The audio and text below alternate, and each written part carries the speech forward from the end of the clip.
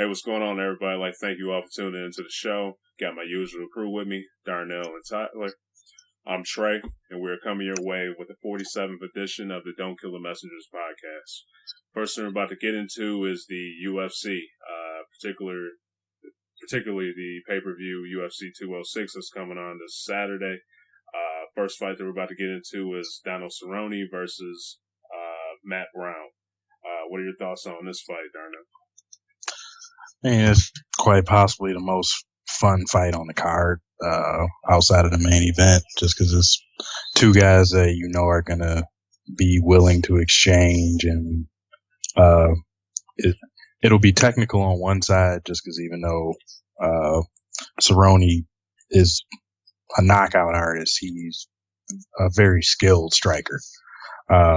Matt Brown is just kind of the epitome of toughness, so but he's willing to go to war with anybody. So, I mean, it may only last a round, but these two are going to come out guns blazing. All right, now Donald Cerrone, he was supposed to have a fight last month, but got called off due to his opponent not making weight. This is kind of a short notice fight for him. He didn't really have a particular amount of time that he had to train for his last opponent. So this is, I think, less than a month after the original time he was supposed to fight.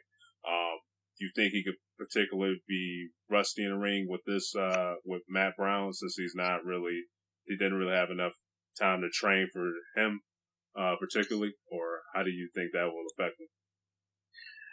For a lot of fighters, I guess I would say yes to that, but not Cerrone, just because, I mean, this guy would fight every month if you let him. Pretty much, so, yeah. So just as quick as he can turn around and get to another fight, he had put in most of a camp for Gastelum.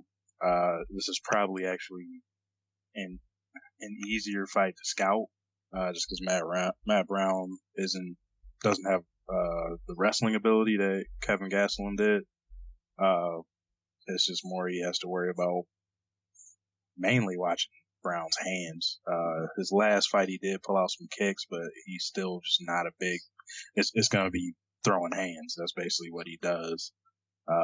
So as far as just scouting his opponent, it was a better draw for him in that way. And Cerrone's always got a gas tank to go, so I don't think it's going to make much of a difference for him. Okay. Now, how do you see this fight going? Like I said, probably a round or two. Like I said, Brown is a brawler. He has knockout power, so I mean, if he happened to catch Cerrone, he can put him out.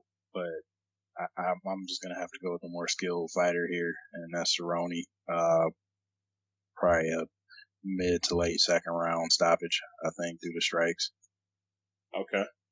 Nothing wrong with that. Is there somebody that you would like to see him fight next after this fight? I think if he wins this one, I honestly do think he should kind of be in the running to be considered for a possible title shot or a title eliminator. Get him against another top opponent. I mean, I know probably Wonder Boy is going to get an immediate rematch against Woodley. Yeah. But I mean, I think if he wants to stay at 170, it's time to give him one of the elites of that. Just somebody in that top 5 range. I don't care who, and I don't think he would either. But I think he's ready for it. Okay. All right. Up next, we're about to get into Anthony Pettis. Do you think he finally found the right weight class for him? I mean, he was a former champion at 155, but people seem to kind of figure him out, and he was smaller for that weight class. It's probably a little bit better that he's not going to be going against guys so much bigger than him. Yeah. He's a dynamic striker. But if he's not catching one of his slick Showtime style moves, or if somebody can figure out how to smother him, that was the way to beat him. Okay. But now, dropping the weight class, guys won't be able to bully him as much. It might do a little bit more for him to be able to stay out of range and do damage to people. This is a nice measuring stick to see how he will do against the elites of the featherweight class. So if he can get past Max Holloway and get that interim title, next would be Jose Aldo, and I think that's an amazing fight to watch if that gets set up. Yeah, I do believe that would be a pretty entertaining fight to watch between him and Jose. But can't count Max Holloway out. No, he's a beast in his own right. Exactly. So, if he definitely beats him, he definitely deserves a title shot for sure. My whole kind of thing was I was just a little kind of shocked. I would like to see Pettis fight, just at least one more fight, just to show me that, he was ready for this, because, he was 1-3 in his last 4 fights. So just to make sure to show me that, that he was actually ready and hasn't really truly been figured out in this weight class. But, like I said, this is his time. And, if he could pull this off against Holloway, he definitely is going to show everybody that he deserves it for sure. But how do you see him and Holloway? How do you see that fight going when they square off Saturday? This one's interesting. I mean, both have the capability to put the other one out early, but both are very smart fighters too. Yeah. They both are very good at staying out of dangerous situations on the feet. They're both better strikers than they are at anything else. So I think this one might be more of a technical fight. It might not end up as exciting as some other fights might be, because I don't see it breaking down into like a brawl. I think there's going to be some feeling out of each other and trying to find range, and like two smart fighters going at it. There's going to be some nice exchanges. It's just not going to be a drag down like barn burner or anything. I don't think. Okay. They both throw out their styles and go after it. Max Holloway is more leaning to something like that. He's probably more apt to just let's go throw leather. Yeah. That's not really Pettis' style. Okay. So if you were to, to kind of predict, do you think this will go to distance? It has a good shot of it, yeah. Okay. All right. So as long as it's entertaining, man, nothing wrong with that. These are two top fighters, so if these guys can definitely make something happen in the ring, so it would definitely be interesting to see. I was just talking to you about this before the show. I'm not sure if this is, with how the card was originally set up. I don't know if this is a good card to have these guys on a pay-per-view. It'd be nice if it was actually on Fox or something, but I don't know how this will sell. Just based on, how the card is set up, since, you go from Rumble to Cormier being the main event, then it's, it's Holloway and Pettis. So, Yeah. two definitely, skilled fighters, but, it's a drop off when it comes to, talent and names. For sure. Yeah, so. Yeah. This is a card that's not like there will be some good fights on this. If somebody watches this card, the top of the card, like the main 4 fights, I think are all actual pretty solid fights. Yeah. Like there'll be some good action. But it's not one where there's a name where you're gonna have a bunch of people calling their cable providers and ordering this card. Yeah. Pettis has a little bit of a name on him. Cerrone's got a little bit of heat on him because of the run he's been on, but neither of these guys are pay-per-view draws. Yeah. It would have been, I think it would have been in the UFC's best interest to see if they could sway Fox to throw this one on a Saturday night. Cause I think this would be a good one to showcase to fans. Yeah. Cause it's possibly get people, that's just maybe just the little casual guys, just flip to the channel, become hardcore fans of the sport. So, because I do think 3 of the top 4 fights on this card could end in finishes. Yeah. Like, I'm pretty much certain, like I said, Matt Brown and Cerrone will. Yeah. There's a very good chance Cub Swanson and Doohoo Choi will, and I wouldn't be shocked if Pettis and Holloway ended in a finish, but like I said, that not quite as likely as the other two. Okay, yeah. Now you just brought up his name too, Dooku Choi. I haven't really been following him, like you have been following him. But yeah, you've been saying, he's a very entertaining fighter. So, to the people, man, what, makes him exciting and, what do you expect out of him, this Saturday? Well, it's just, it's funny. You see him walk into the ring and this guy looks like a 15-year-old Harry Potter fan.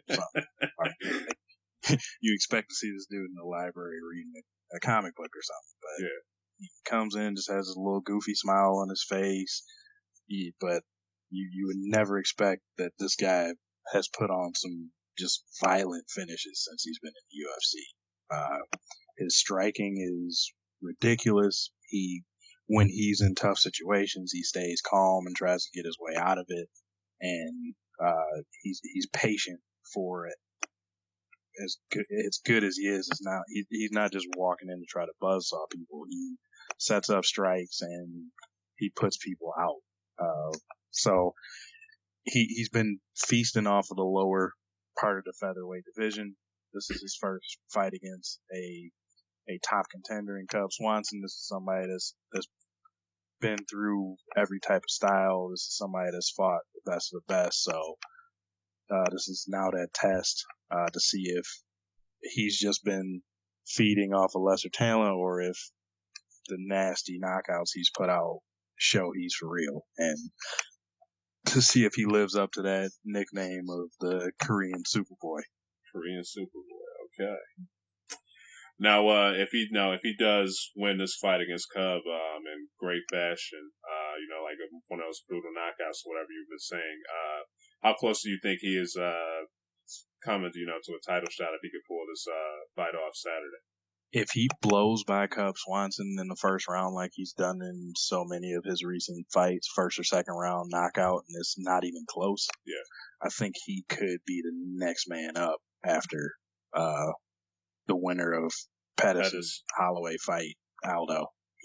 He could be there, or they give him somebody like a Frankie Edgar or something like that to create a number one contender. I think he's making his way that close to getting there, which is why I think he's placed on the card where he is as a 145 pound fighter. He's right under the two main fights. Okay. So I think he's just about there. All right. Might as well be on this guy, man, for sure. You make him seem like a very entertaining guy, so I'm definitely going to be having my eyes on him. Anything else to add for UFC 206? Like I said, there's definitely going to be some fun fights on the card. I mean, going all the way down, you got Jordan Mean on the fight, making his way back into the UFC. You got Tim Kennedy and the previously noted Kelvin Gastelum. Since he couldn't make weight at 170, the UFC is not allowing him to fight at 170 anymore, so he stepped in for Rashad Evans to fight Tim Kennedy. It's an interesting fight. Probably not going to be as exciting as the other one since these are two wrestle-heavy fighters. Okay.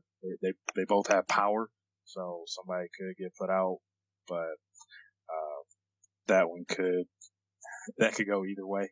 It could be a fun fight, or it could be one that you don't want to see. And just the rest of the card, there's some stuff that could go either way. Like I said, fun fight, fun for a hardcore MMA fan. I think they'll still enjoy the card, but definitely would have been better served to be on Fox or FS1 or something like that. Okay. All right, we're still going to be talking UFC. About to get next up into Darnell's boy, Mighty Mouse, Demetrius Johnson. Dude was a beast, man. What can I say? He had this fight against Tim Elliott. Hands down, the weirdest fighter I've ever seen in the octagon.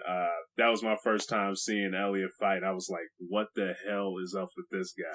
He's fighting like Mighty Mouse. It's like, you seriously going to pull some of this stuff off on him? But, he started that fight off, man. He gave him a run for his money for sure. Could have possibly finished that fight in the first round. He was getting to him. But as Mighty Mouse as always, man, he finds a way to win. What were your thoughts on that fight, man? I mean, like you summed it up pretty well there. Tim Elliott he's hard to prepare for.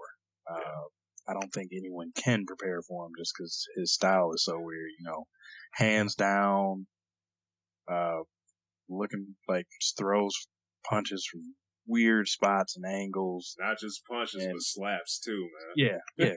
Like he does whatever to get in, and he's a kind of he pulls off just random chokes. I mean, if people watch this season of The Ultimate Fighter, he beat somebody with a bulldog choke. Wow. Beat somebody with an inverted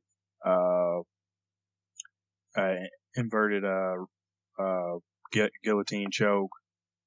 He almost pulled off a Darce on DJ. He had a tight one in there that he was going for. I mean, he has a grip like a rope on people, and if he can get a hold of your neck, he puts people out, which is why he was the champion of previous organization he was in.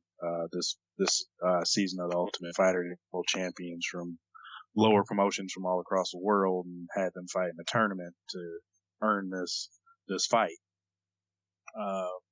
But I mean, after getting through that first round where DJ had to deal with him being in his clutches basically, and worked his way out, showed that calmness of a champion and made his way through it, and then just basically dominated the fight for the next 4 rounds and showed why he is indeed the number 1 pound-for-pound fighter in the world.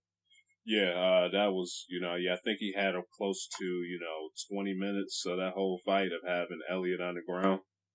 Just absolutely great work. That was just a very entertaining fight to watch, just them just grappling, wrestling, maneuvering all on the ground and everything like that. Just very entertaining fight, and just good for those guys to see. But yeah, Elliott, he caught my eyes for sure, man. I was like, wow, this guy's gonna pull some of this stuff off against Mighty Mouse. But started off, it worked pretty good in the first round, man. But as always, Mighty Mouse, he does his thing. So,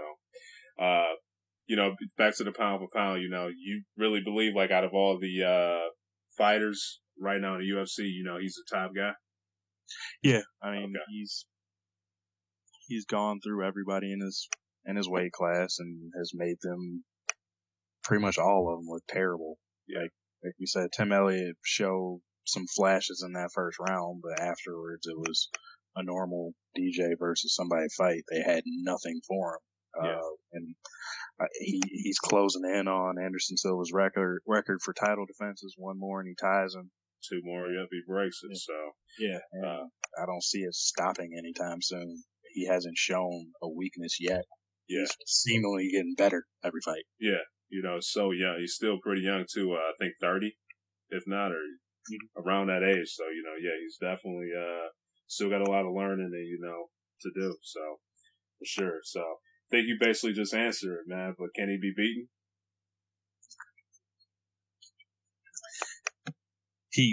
I mean, of course, anybody can be beaten at some time. Yeah, you catch a random punch or something like that, but there's not anybody that I'm putting money over him to do it. That's just not happening. Yeah, I hear you there, man. Now, who you think will be next for him to fight? Could you possibly see, another fight between him and Elliott soon down the road, or is there somebody else that caught your eye that you would like to see him fight, or what? I'm not sure. I mean, because you don't want him to relinquish the title when he's this close to breaking a record. So I want to see him defend that title 2 more times. You go against who's in front of you. It looks like he might have a 3rd fight now against Benavidez, since he beat Henry Cejudo in that Ultimate Fighter finale. And he looked impressive doing it. I mean, and their fights have been fun fights, so it's not like it's a bad fight. It's just DJ's beaten twice already. So it's not like a trilogy means something. Yeah. But Yeah, I don't know. I think they pulled out all the stops here having this big tournament to find an opponent for him. Yeah, like that's just crazy, man. Like dude's been dominating, so much. Like they had to get like their own like TV show just to like get a whole bunch of guys, to duke it out and try to fight the guy. But just absolutely remarkable what he's been doing in the ring. Yeah, and he's he's already cemented himself as one of the greatest of all time. Yeah, it's just continuing. Exactly. Now, anything else to add before we get ready to move on? No, just greatness was shown there by Mighty Mouse. Exactly. All right, next thing that we're about to talk about in sports, just general sports, is marijuana.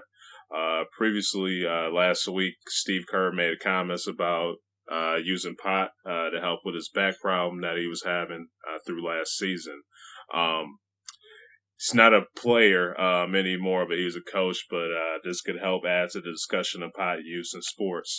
What are your guys' thoughts just on pot use in any sport, whether NBA, NFL, or whatever?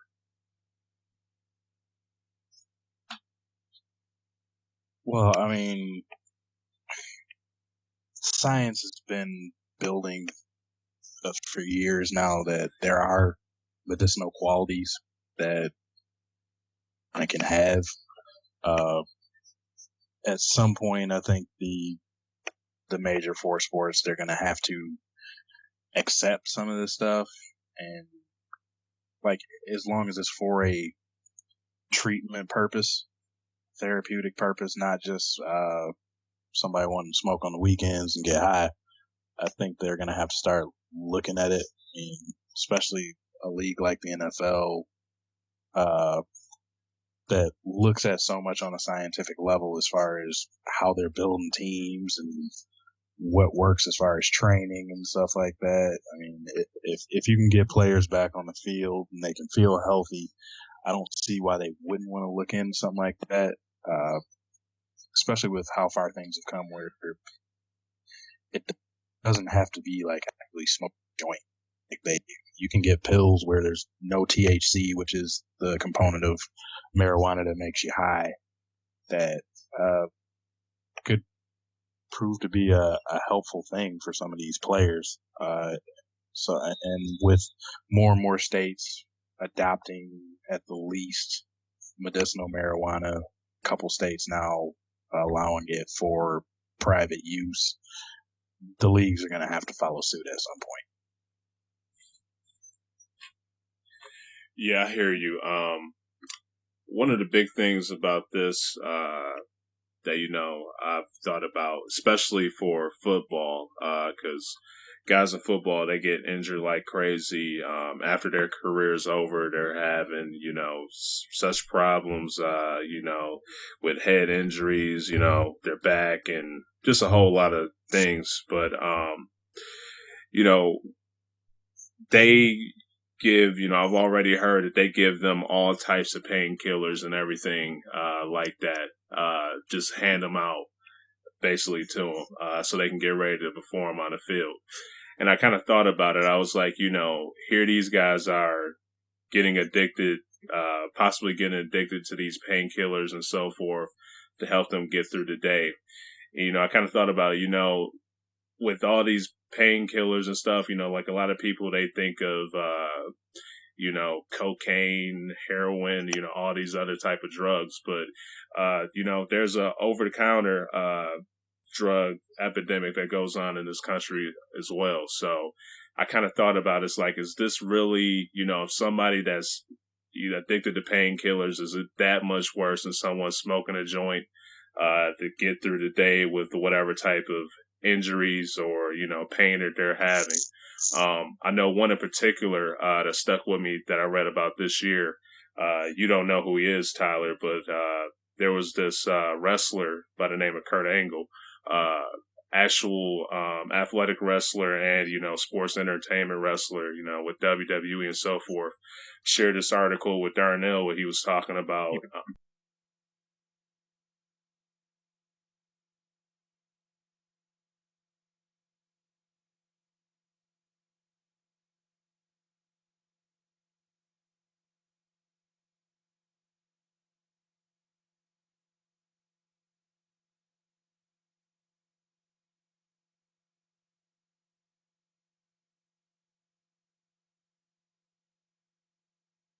basically how he had to take about 50 painkillers a day just to get through the day because he was dealing with so much pain that was going in with his body. So my whole kind of thing about it is,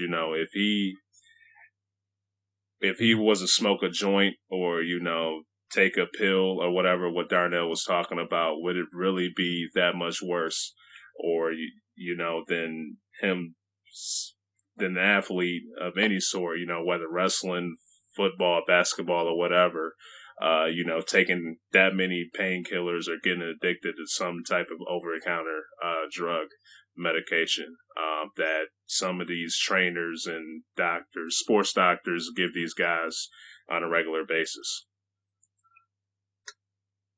Yeah, there are things I agree with both of you guys on, and I think first of all, Tran, you mentioned the epidemic of over-the-counter, pills that people get addicted to.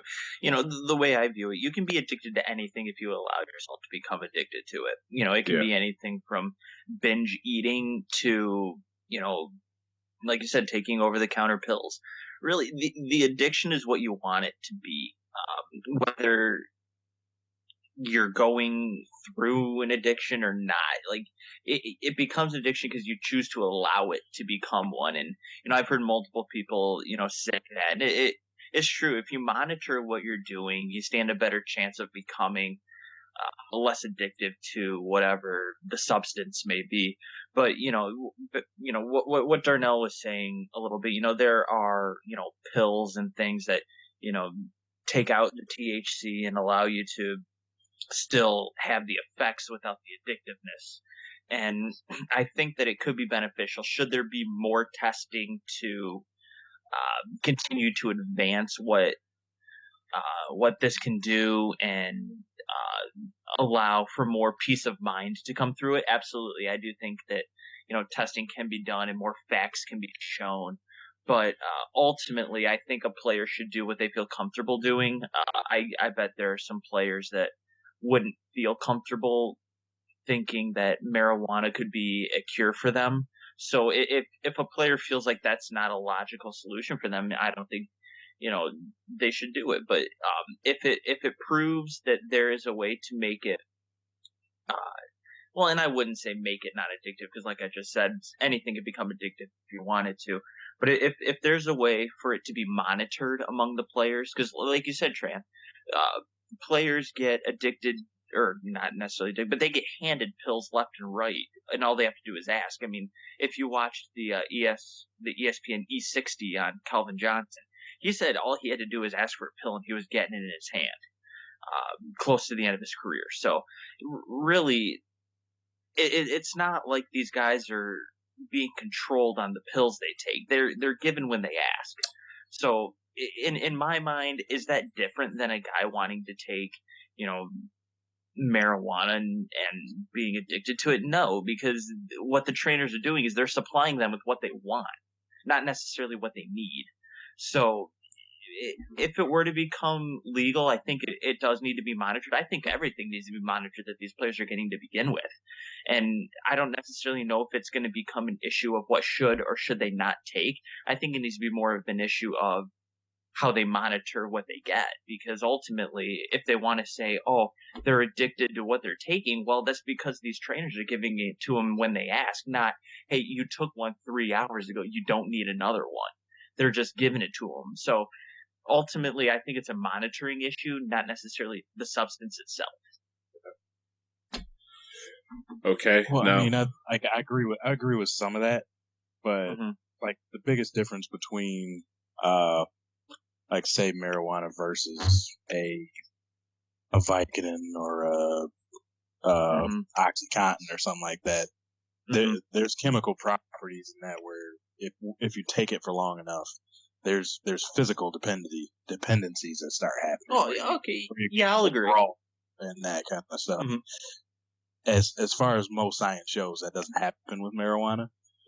It's a recreational drug, and I think most of the leagues they've spent so much time just hiding behind the legality of it that it's a street drug, so it's illegal. So no, you can't take it, and that's fine. There's no issue with that. But Mhm. I mean, as far as comparing it to legal quote drugs, alcohol, tobacco, it doesn't have as many of the negative issues that come along with both of those, but they're not saying, unless somebody shows they actually have a problem, they're not saying you can't go to a bar after a game or what, or, I mean, baseball, they still, a lot of clubs still have beers in the players room. If you're not playing that day, you can just go down to the locker room and crack a beer and come back out and watch the rest of the game. So I think it's just some of the stigma that's still around marijuana, and like it's the slow moving of states allowing it to certain levels. It's just a natural progression. I figure it's going to be, but once it's accepted, especially if the breakthroughs that seem to be coming, like once we can get more regulation and more testing to see if, because right now some of it's still anecdotal and people live by it, just saying what it can do, because there's no miracle drug for anything. But if it can do some of these things that it can do as far as pain relief, stress relief, like anxiety type factors that they can handle, we might be looking at this 10, 15 years from now going, why were these leagues so apprehensive to this? And I would agree there. I mean, I think whenever there's a big momentous change in the way things are done, everybody always looks in more of a negative light than a positive light, because, it appears that things are working, and, the saying, when things are working, why fix it? So I think, I mean, look at right now. I think one of the biggest shifts we've seen lately is, the use of smartphones. A lot of people said, why do I need to access the internet on my phone? Now it appears we can't live without that. So it's one of those things where whenever we see a big shift in a culture change, and, this would be a humongous shift in the sports culture, we always ask, why do we need to change? Why does that need to be? Now, I'm not saying that there's 100% proof that a change in the direction of, medical marijuana is going to be positive or negative in the sports world. But, I definitely am more in the camp of, let's do some testing. Let's definitely find out for more certain. I'm not saying anything is certain, but I think we can do some testing and figure out some more positive, firm facts about it, and, make advances from there, because I do know some people where they have, the use of medical marijuana, and it absolutely helps them. I think that there are positive effects to it.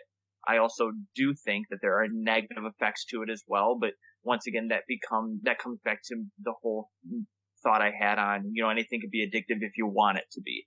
So, do I think some players would abuse it? Yes. But I do think more or less, as long as we just make sure of how it affects the players, what they're taking it for, and just monitoring how they take it, when they take it, I think once again it'll just be for the better. And once again, I think that's what the pills that they're currently taking. If it's just monitored, as long as we make sure that the players aren't becoming dependent on it, but they're using it for actual in the moment help, I think we'll see more advance in it, rather than, hey, I want some now. You know what I mean? Yeah. Okay. Guys, any thing else to add? I'm not an expert in this field. Hey, me neither. So, just sharing our thoughts there, and I think we'd all agree we're not an expert, but it is hot discussion. It's discussion politically. It's discussion recreationally. It's discussion socially. But I do think there can be some advances made in the marijuana field, where we could say maybe this isn't as harmful as we think it is. I mean, I think that there are some advances there, but I do think that more testing can be done and more facts can be given to ease the situation a little bit more. All right, guys. Up next, we're about to get into NCAA football. But before we actually get into the playoffs and everything, we're about to get into a little recap that we had. Before the season even started, we both had predictions and gave our analysis on some of the conference games and so forth. So let's hear them out. For the Big 12 conference, we all agreed that Oklahoma was going to win that.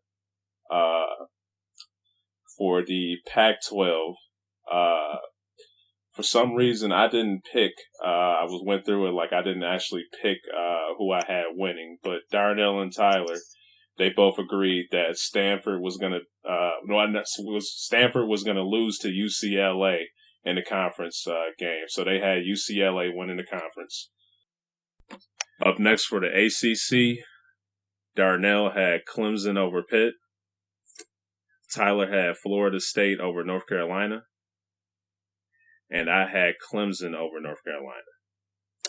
Now, for the Big Ten Conference Championship, we all agreed that Ohio State was going to beat Iowa. For the SEC Conference game, Darnell and Tyler, they both had LSU beating Tennessee. I had Alabama beating Tennessee. And for our playoff picks, this were the teams that we had thought originally were going to make the playoffs.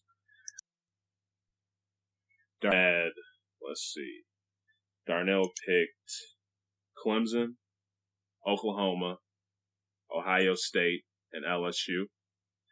Darnell had Ohio State beating LSU for the championship. Tyler had Ohio State, LSU, Oklahoma, and Florida State. He had Florida State beating Ohio State for the championship. I had Alabama, Ohio State, Clemson, and Oklahoma. I had Clemson beating Alabama for the championship. And for our Heisman picks, Darnell had Christian McCaffrey winning it. And me and Tyler, we both had Deshaun Watson winning the Heisman. Guys, just looking back for recapping it, for my recap, what do you think about your picks? I was an idiot. I mean, I don't know. Darnell, I think you'll follow suit with me here. Picking against Nick Saban's never a good idea. Yep. Old Nick, just he's the definition of we don't rebuild, we reload. Yeah, definitely. And, where I differed from you guys is I picked Florida State to win the ACC.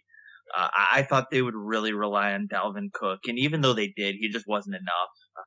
The quarterback, Francois, I thought he was going to be more what Alabama did with Jalen Hurts. I thought he was going to be able to make some plays with his feet, do enough passing the ball, and I thought their defense was going to be pretty stout again. I understand they lost Jalen Ramsey and all that, but usually when you have someone following a Jalen Ramsey, they're still very serviceable. Someone who learns under a great player like him usually comes out and does a good enough job to win you a bunch of games. Now, granted, they went 9-3 this year, but I thought Florida State was going to be able to just do enough. Picking against Clemson was obviously not the smart decision, but you take a chance like that, and if it works out, you look like a genius, and when it doesn't, you just look like a fool. So I'll definitely own up to that one. What about that UCLA? Well, honestly, I don't know. Granted, Washington had a lot of preseason hype, but for some reason nobody was picking them to win the Pac-12.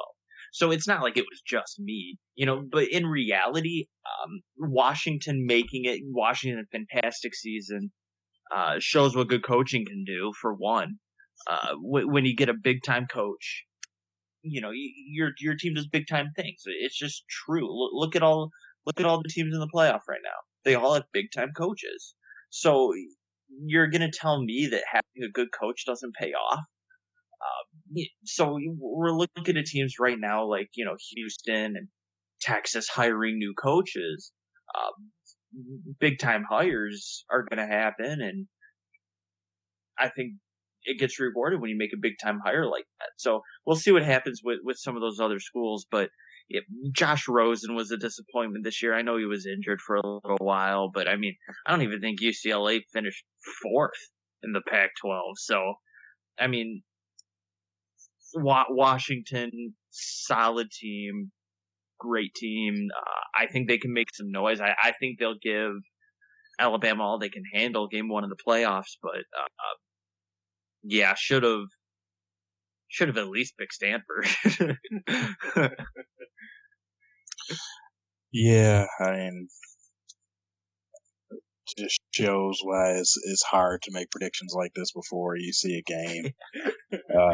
You're dealing with teams like this that have all 18 to young 20s on their team. It's pretty much impossible to figure this kind of stuff out. I mean, especially if you're trying to go out on a whim.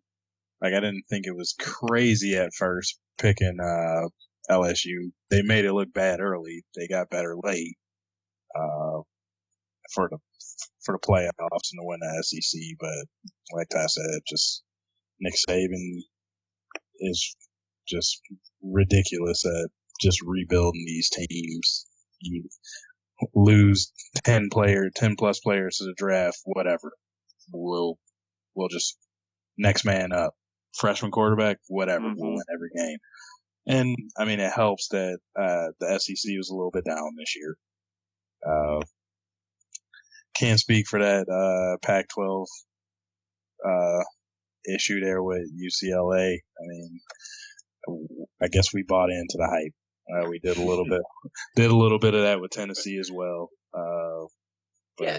Yeah, and Tennessee was living and dying by the last second victory. So, you can only do that for so long. All right, guys. Safe to say we should move on. Yeah. Yeah, well, I will give you some props though, Trey. 3 for 4, not too bad. Yeah. Not too bad. All righty. Should have been 4 for 4 though. Yeah, I know, man. I'm disappointed. That's the only way I'd consider you great. Yeah. All right, up next, we're about to get into these Heisman selections. I know a lot of people were getting crazy on the internet about Jabril Peppers, Tyler's guy. But what are your guys' thoughts about these candidates? Do you feel as if somebody missed out on being at the Heisman and selected as an Heisman candidate, or do you feel as if there's somebody that doesn't belong in this discussion, or what? How do you guys feel? I think I'll start this one since Jabril Peppers is the name in question, and I'll even agree. I do think he is the name in question. Players with similar stats, players with better stats than Jabril Peppers, yeah, they're out there. I definitely agree. Where I think Jabril Peppers got the nudge to go to New York is, I think, through his versatility. He's the flashy type player, being the punt return guy, playing 13 or 14 different positions this year. He's very appealing to the eye. When your program's been in the top 10 all season long, you get a lot of TV exposure. Everybody sees you. I think where he got the nudge was through his versatility and through his national publicity. Playing for Michigan doesn't hurt. Michigan gets ESPN time. They get prime time. They get they get the exposure. And I think that's where Jabril Peppers gets the nudge on a lot of these players who may only get regional coverage or may only get, 3 televised games a year. I mean, Michigan's on I think Michigan played on ESPN every game this year. So maybe there may have been one they didn't, but so in my opinion, does Jabril Peppers deserve the Heisman candidacy? Probably not. Does he deserve to be noticed as one of the nation's top players? Yes. And I think that there's a fine line between being one of the nation's best players and being a Heisman candidate. I do think there's a very fine line there. in terms of all the other candidates, I think they're very deserving. You're looking at, in my opinion, the three that have a realistic shot at winning. You have Baker Mayfield, Deshaun Watson, and Lamar Jackson. I think all three of them are very deserving. Once again, I still think Lamar Jackson is going to win it. If Deshaun Watson comes out of nowhere and takes it, Tran and I'll look brilliant because we called it. But, I think the players that are there are all very good players. I think they're all, deserving of national recognition. But I think Mayfield, Watson, and Jackson are probably the three going to finish 1, 2, 3 in the voting. If that doesn't happen, I'll be very surprised. Yeah. Disclosure. Yes, I am a State fan here. I do not blame Jabril Peppers in any way for this. I'm not saying he's a bad player. As I've said to Ty and Trey, he's a first-round draft pick. He should be a first-round draft pick. He will probably make some NFL team very happy because of how versatile he is. But absolutely not. He should not be a Heisman finalist. But like I'm saying here, I do not blame him for it. He got the votes. He should go to New York. He should have a great time. Enjoy the ceremony. I don't think he has a snowball's chance in hell to win, of course. And I agree. I agree. But yeah, I was a little bit dumbfounded when I saw he was a Heisman finalist. I mean, I know he's a two-way player, but I mean, he really didn't do a ton on the offensive side. They would put him on the field, run a lot of wildcat formations where he didn't really do a ton. He had no kickoff return touchdowns. He's only had one interception on the season. Just career. Well, yeah, but I'm just the Heisman's based on the season. Yeah, so going there, but it's just it was just confusing to me. But like Ty said, it helps. He plays for a school with a big national imprint, and Michigan was a sexy team this year. And he was the sexiest player on the team, just to stay with the lingo. I'm not talking about his looks. Just his play on the field. So I mean, everybody we're open and honest here, Darnell. It's okay. Married man.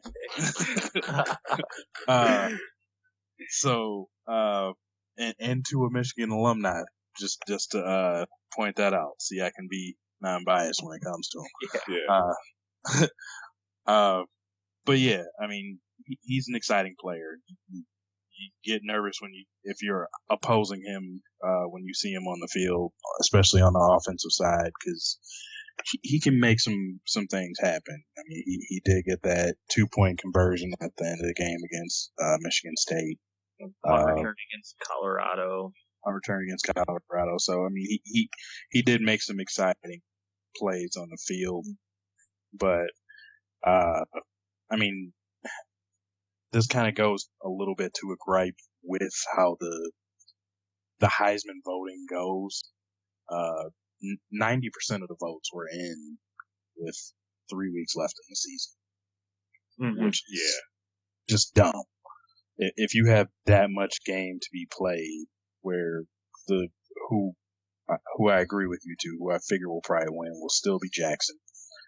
But he finished the season on a whimper. Yeah.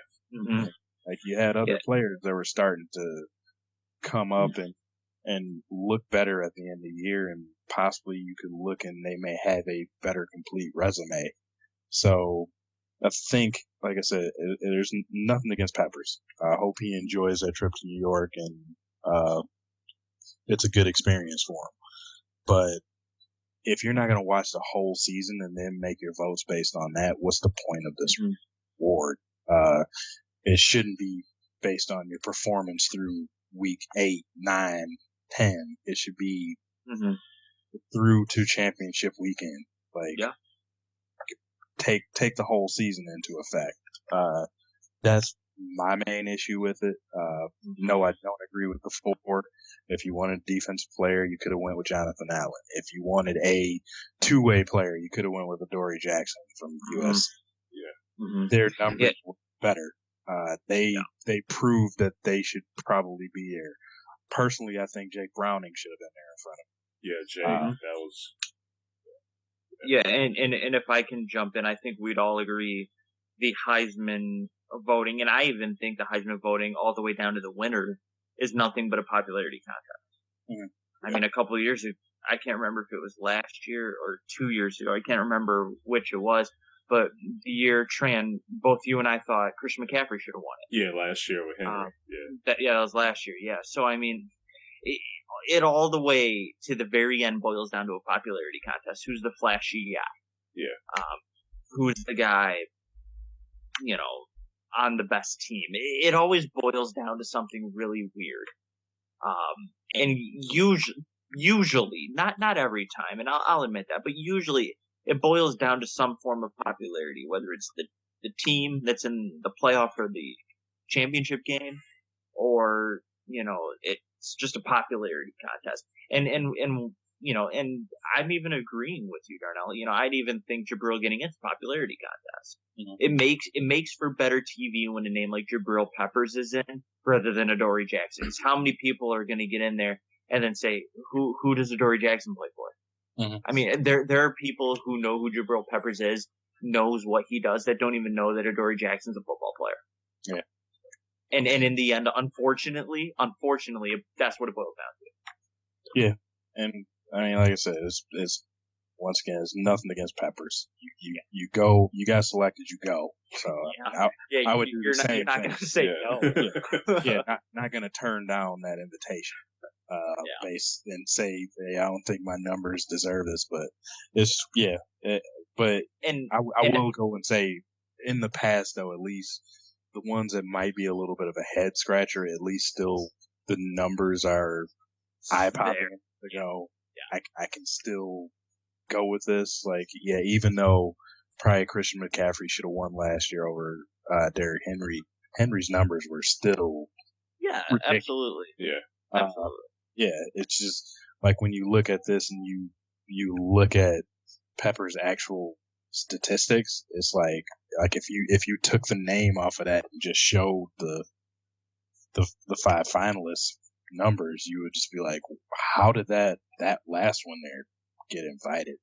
Like, somebody had to do more than that. And I'll even admit to you guys, I thought if Jabril Peppers wanted the invite, I thought he had to at least score a touchdown against Ohio State, and he failed to do so. Granted, he got the interception, and good for him. It was a big play in the game, but I thought he needed at least a wildcat touchdown, if not a punt return, to at least get the invite.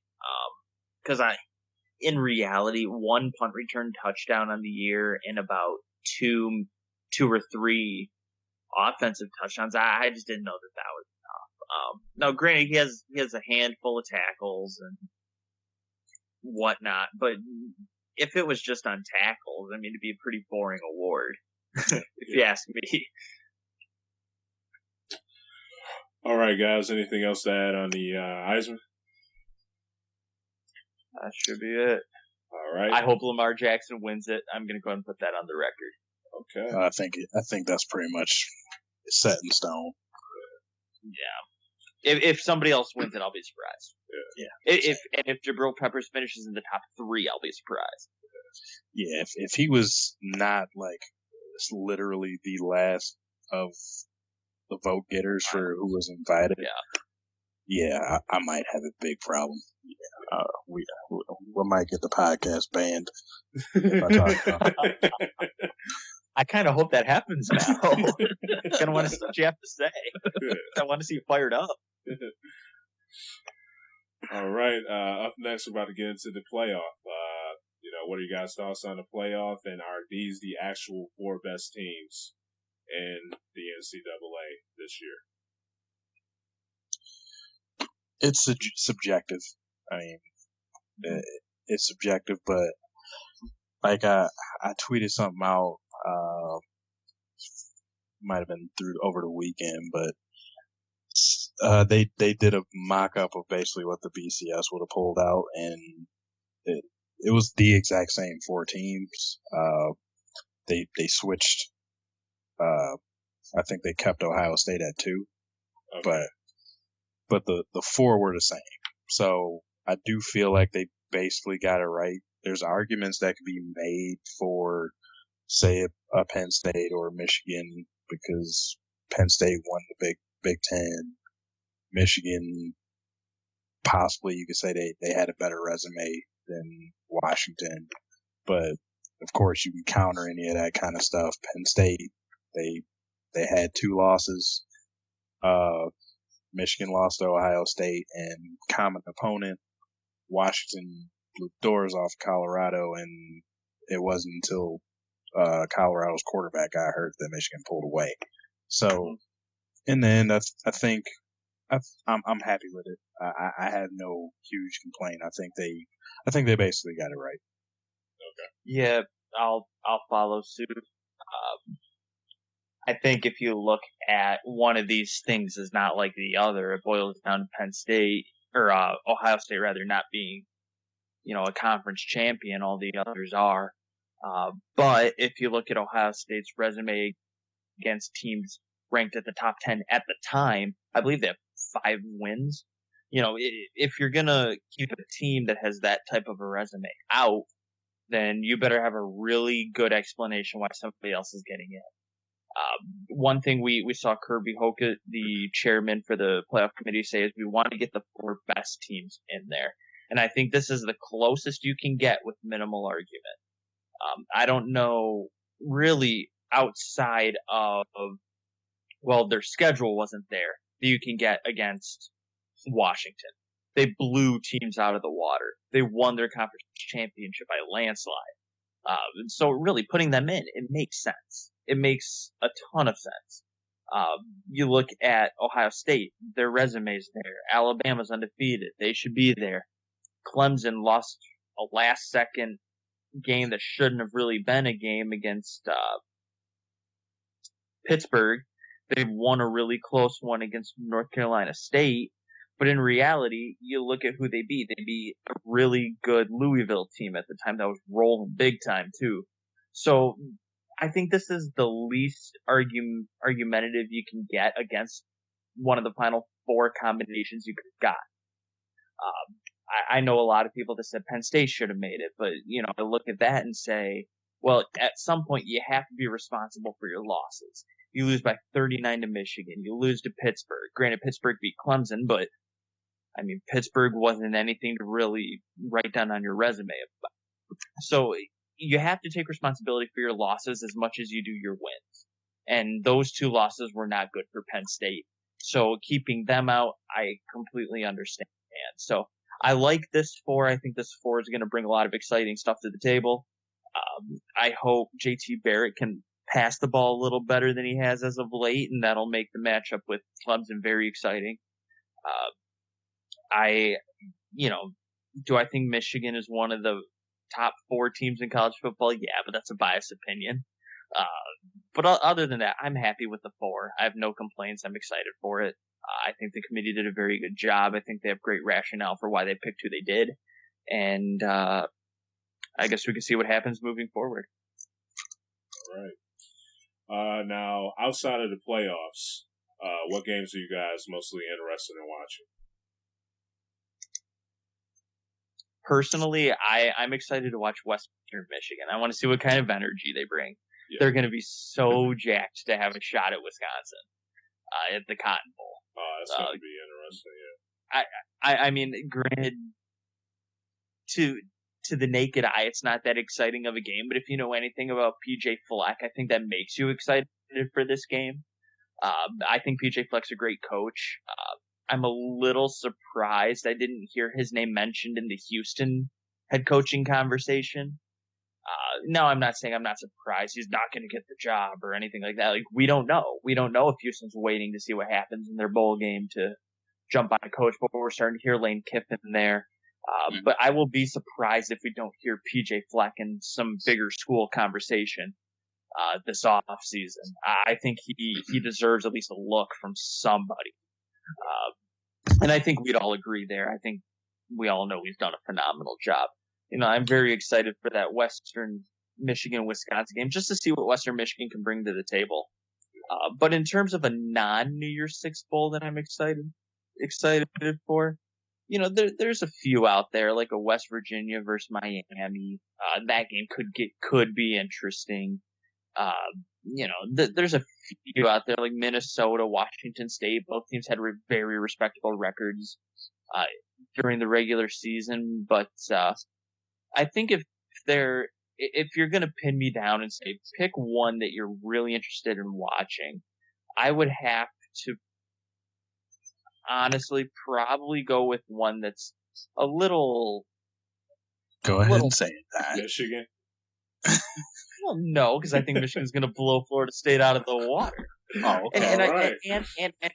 And to be fair, I said non-New Year's Six. Okay.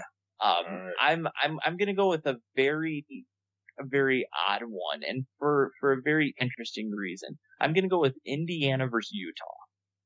And why I'm picking that is because Indiana just recently got rid of their head coach. A guy that got these players fired up. They played some really good football against some tough teams. They didn't beat Ohio State. I believe they lost that game by about 14, but they took Ohio State and gave them all they can handle. Indiana beat some decent programs this year. They beat, no offense to you, Darnell, but they beat a Michigan State. They beat, or they gave Penn State all they could handle. So, Indiana, really, they're a squad that just doesn't have the signature win. They take everybody to the end, and it seems like they can't cross the threshold. They play number 19 Utah. Now, I don't think Indiana's going to win that game. I'll pick against them to win that game. But I would like to see how Indiana reacts to losing their head coach, not to another coaching job, but to really not seeing eye to eye with administration. Basically, what it boiled down to was they thought there was some mistreatment of the players. The head coach wasn't seeing eye to eye with administration on some issues, so they just let him go. So I'll be interested to see how Indiana reacts and plays to that. A team that can hang around with some of the bigger programs. A team that has really an underrated defense and an offense that can be explosive at times. I'll be interested to see if they can pull it off against Utah, but more importantly, I'll be interested to see what kind of intensity they bring, if they hang around or if they just get blown out of the water. Okay, just for me, I'll make it real quick. One I'm interested in is LSU versus Louisville. I've been a huge fan of Lamar Jackson this year, as a lot of people. But he started off great, but something just happened to this Louisville team at the getting close to the end of the season, where they just looked like the exact opposite of what people were seeing out of them at the beginning of the season. So they got about a month to prepare for what LSU team that started off slow, but Eddie Orgeron, started to get those players to believe in themselves, start listening to them, and start playing pretty good. So I just think this would be a good test for Lamar Jackson to see and let him just see and just show the world, that he's truly for real again. That at the end of getting close to the end of the season, I was playing bad. The whole team was playing bad, but we're going to pull it through. We're going to beat this tough LSU team. So I think this would be a great test for him at the end of this season with Louisville. Yeah, I can agree with that one. I'm interested to see how Jackson does in that against that defense. Yeah. Because it seems like some of the better defenses he went up against, he wasn't able to light up, especially after he thrust himself on the scene playing Florida State. Yeah. But speaking of them, I am interested in watching that Michigan Florida State game to see if Florida State can neutralize that Michigan front four that has seemed to be able to do everything without calling blitzing. To see if they can give Dalvin Cook some room to push him back, and of course that great secondary. See what they can do against a pretty fast FSU receiving core. I think that will be a good game, and to go along with the Big Ten versus power conference schools. I'm interested in the Rose Bowl, Big Ten traditionalist Mhm. there. Want to see if Penn State can keep their second half magic going against a USC team that was honestly playing like a playoff team at the end of the year. Just lost too much too early. Think that'll be a good game. Stepping out of the confines, I want to watch Colorado and Oklahoma State. I think that might just be a lot of points scored. Yeah. Talking about that Michigan Florida State game, I think you kind of touched on it a little bit. I think those linebackers against Dalvin Cook is going to be very interesting. Michigan, and even in recent years, has tended to let bigger running backs step on them. Is Dalvin Cook going to be able to be physical against this linebacking core and front defensive line, like a Taco Charlton off the edge? Is he going to be able to break them outside? I think it's going to be interesting to see what blitzes Don Brown runs up against. I don't necessarily know that calling Francois freshman quarterback anymore is a very relevant term, but Don Brown's going to be drawing up some things that Florida State won't be expecting. Coming from Boston College, he's already seen Florida State. He knows Florida State. He knows what they like to do. So I think that favors Michigan. So I think Don Brown's going to be bringing a lot of different disguising blitzes. He's going to disguise a lot of coverage, show blitz, back off. But ultimately, I think that's going to be the matchup here is going to be Dalvin Cook against this Michigan defense. I think the secondary will take care of business. They have tended to all season. They haven't really let anybody do a ton of passing on them. Where Michigan usually tends to get hurt is through a mobile quarterback and a good running back, and that's what Florida State can bring. So I think that's going to be the matchup here. Yeah, it's power on power there. Like for as good as Michigan's defense is, if they do have a weakness, I do think it's that middle level, the linebacking core. The games where they were tested a lot, it was teams with a good power rushing attack that were able to get to that second level. And it seemed if you could get to the linebackers, you could get yards. That's what Michigan State was able to do. That's what Iowa was able to do in the second half when it was more JT Barrett than the running backs, but that's what Ohio State was able to do. So interested to see how they adjust for that, because they're going against one of the top 3 running backs in college football, Dalvin Cook. So see if they're prepared for that. See if that Florida State O-line can keep that front 4 at bay and open up some holes for Cook to try to make something happen, getting to that Michigan linebacking core. All right. Guys, are there any games that you feel will be a snooze fest? I'll just go ahead and say Michigan versus Florida State. No, go ahead. Seriously, go ahead. Iowa versus Florida. Two teams, good defenses, bad offenses going at it. It's probably going to be a terrible game, I think. All right. Yeah. Won't disagree too much there. One game I think has potential, and then I'll give one that I think actually will. The one I think that has potential is Oklahoma versus Auburn. If Oklahoma's defense even shows up, and their offense does what they're supposed to do, that game could potentially be 50-something to 10. Like there's definite potential there for that. But one that I definitely think will be Tennessee versus Nebraska. I think just the size of an SEC Tennessee team will definitely mess with Nebraska a little bit, especially defense to offense. If that Tennessee defense can just stop, I'm blanking on the Nebraska quarterback's name, Tommy Armstrong. Jr. Yeah. If they can just focus him and stop him, I don't know that offense offers a ton more. So I think Tennessee has the potential to really move it all over Nebraska.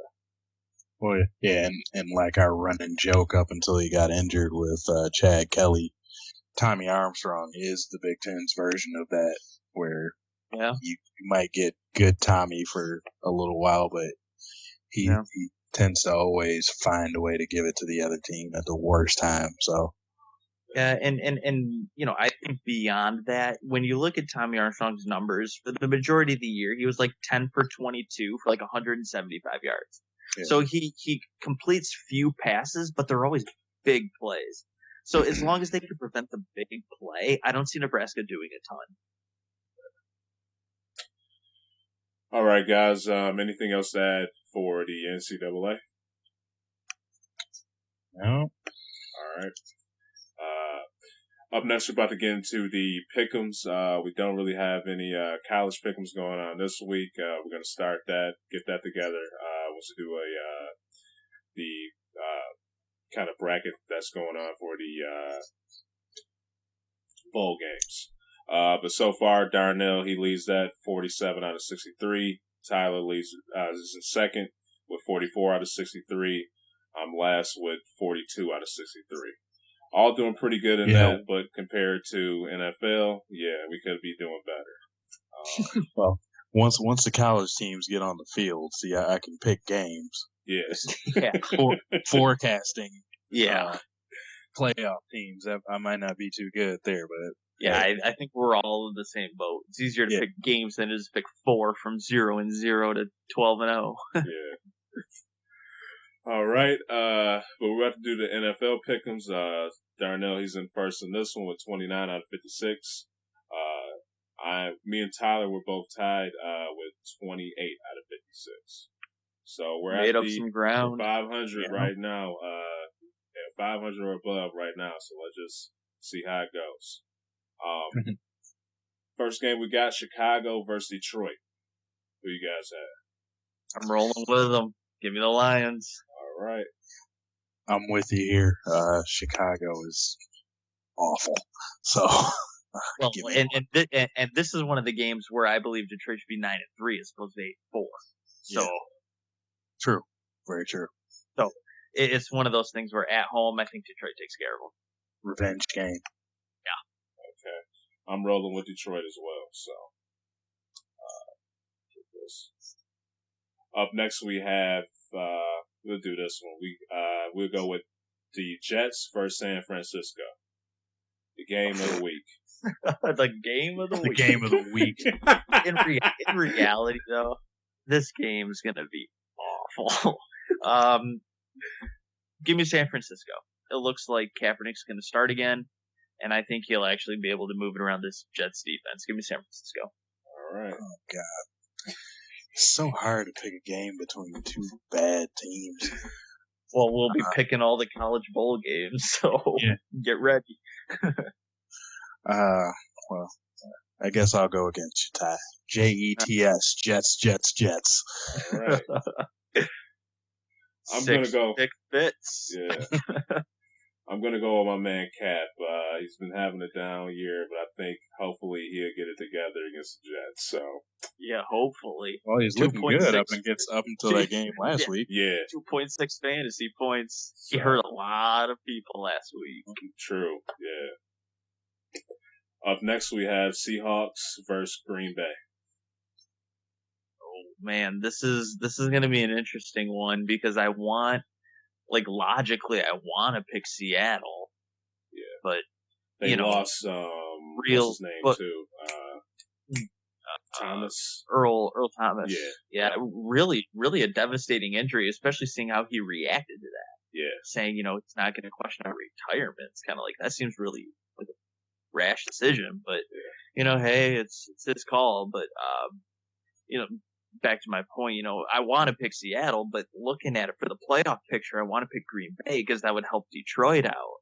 Yeah. But, I think realistically, I'm going to go with Seattle. I still think their defense is really good, even without Earl Thomas. I think they'll be able to slow down Jordy Nelson, Randall Cobb, Vontae Adams. Plus, with the ability that the Seattle defense has, I think they can really play with Aaron Rodgers and force him into some poor throws, make him look like some of the bad Rodgers we've seen this year. So I'm gonna stick with it. I'm gonna go with Seattle. Sometimes your gut doesn't do you wrong.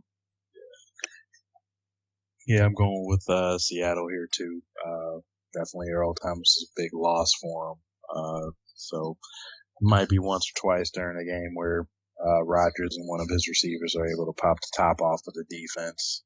But the Seattle defense still has a lot of good pieces, so I think they're able to hold Green Bay in check because this is not a very good Green Bay team. They're still dangerous. They still have a chance to make it to the playoffs, but I don't think they're scaring the elite of the NFC. And as a side note, due to that injury, I've mentioned it to other people, but I think at the end of the year, Seattle might want to think about trying to trade up to get one Jabril Peppers.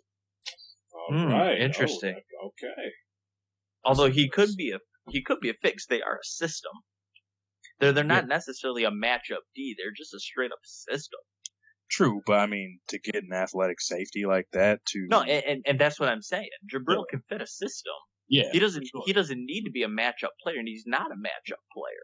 He's a system guy. And so I agree. I agree there. I won't disagree with that. But I also may add this, and I don't see it happening, but a lot of times it's fun to talk about the revenge game. Is Christine Michael gonna get a couple scores or something? It's just gonna be fun to see. Them letting him go a couple weeks ago with the emergence of Rawls for with the pro second site. time. Agreed. I wonder if them losing Procise makes them wish they held on to Christine Michael. But once again, it'll be interesting. It'll be fun to talk about, especially if he blows up. But still, should be a good game either way. Yeah. Peppers to the Seahawks, man. That would be good. I think to see. It's perfect fit. Yeah, that'd be interesting, man. Yeah, for sure. Especially if Thomas does come back, so he can take a year to learn from an elite safety. Yeah.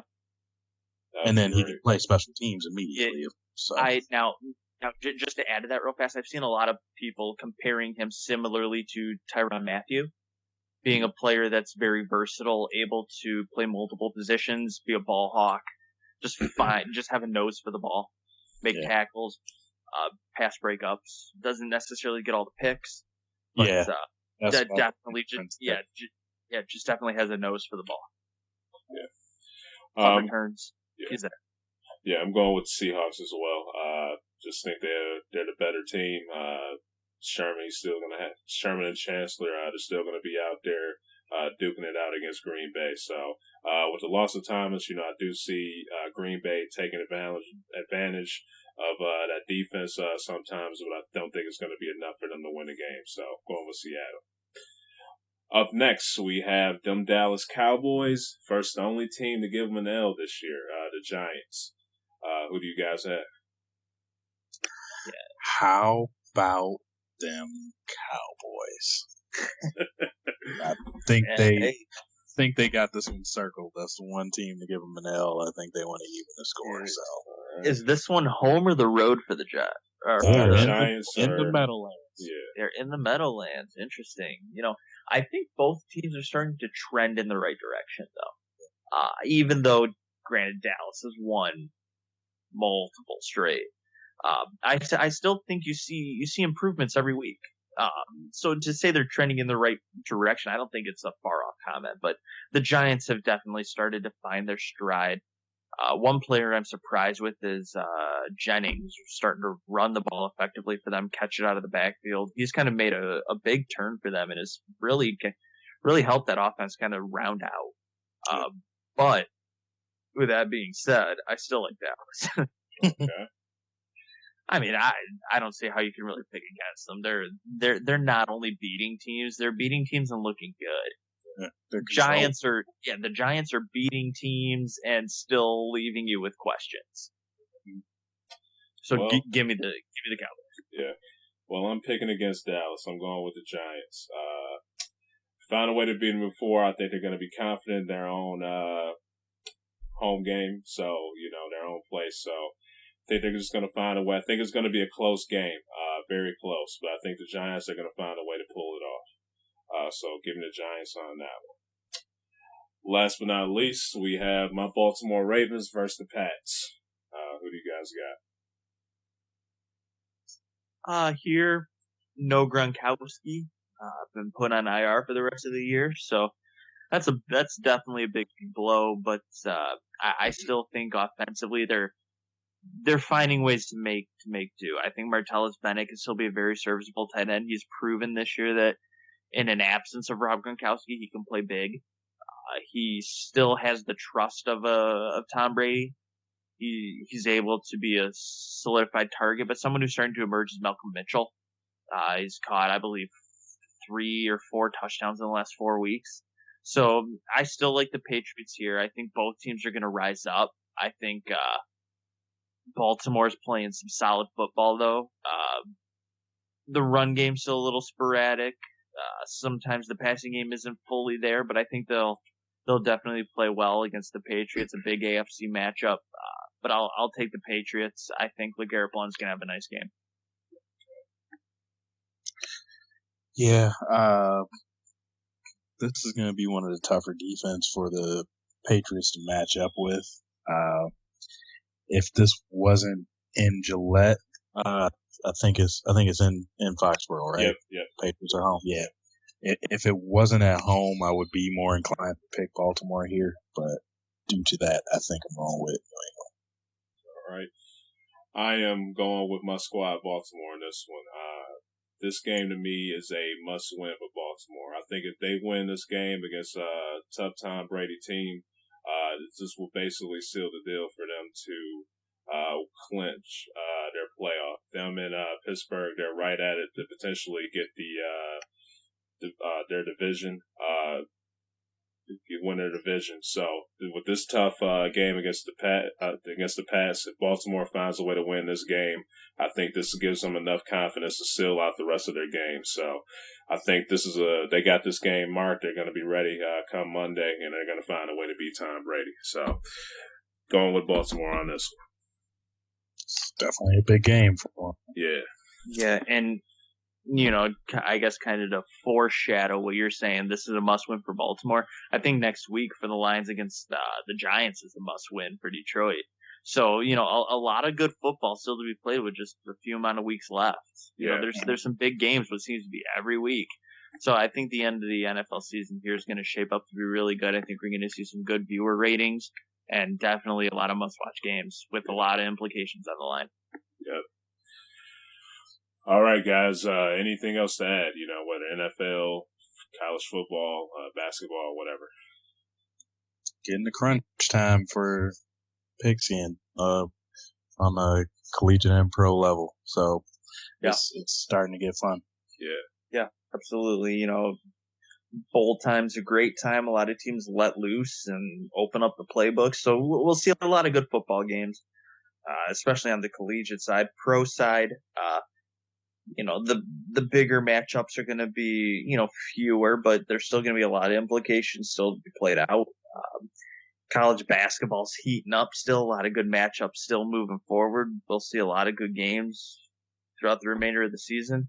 It's just a really good time for sports right now. So a lot of excitement left, a lot to look forward to, and couldn't be happier about it. All right, guys, as always, I appreciate you guys tuning into the show. You can check us out on Twitter at DKM_cast. You can also find our podcast on SoundCloud, YouTube, Stitcher, iTunes, a lot of places. Just hit that search engine. You should be able to find us. So, as always, like I said, I appreciate it. Also, feel free to check out my cousin's YouTube channel if you're interested in cars, the Black Scat Pack. And, like I said again, appreciate you guys for tuning in. Peace out.